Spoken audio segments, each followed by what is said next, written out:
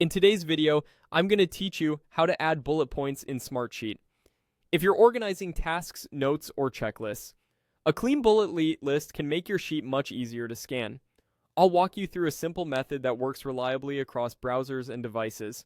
Start by heading to smartsheet.com and signing in to your account. Once you're in, look to the left side of the screen and click Browse. This is where you can quickly locate your workspaces, folders, and individual sheets. Open the sheet where you want to add bullet points. Make sure you have permission to edit. If the sheet is read only, you won't be able to make changes. Click into the cell where you want your bullets to appear. You can use any text-based column like a text number or a notes column. Now open a new browser tab and go to Google. In the search bar, type bullet point symbol. You'll see the common solid dot appear in the results, usually right at the top. Highlight that bullet symbol and copy it like you would any other character.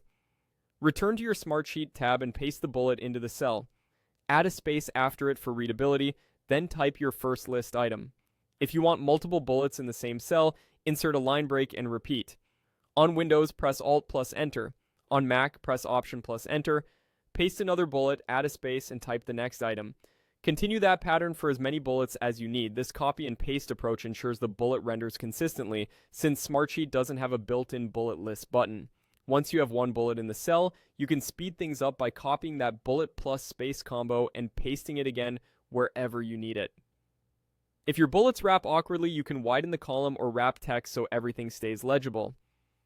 A couple of quick tips as you format: keep your spacing consistent so each bullet aligns nicely, and try to keep bullet text concise so your list remains scannable. If you're creating lots of similar entries, you can duplicate a cell that already contains your bullet formatting, then edit the text as needed. And if you plan to share the sheet, preview it to confirm the bullets look good for collaborators.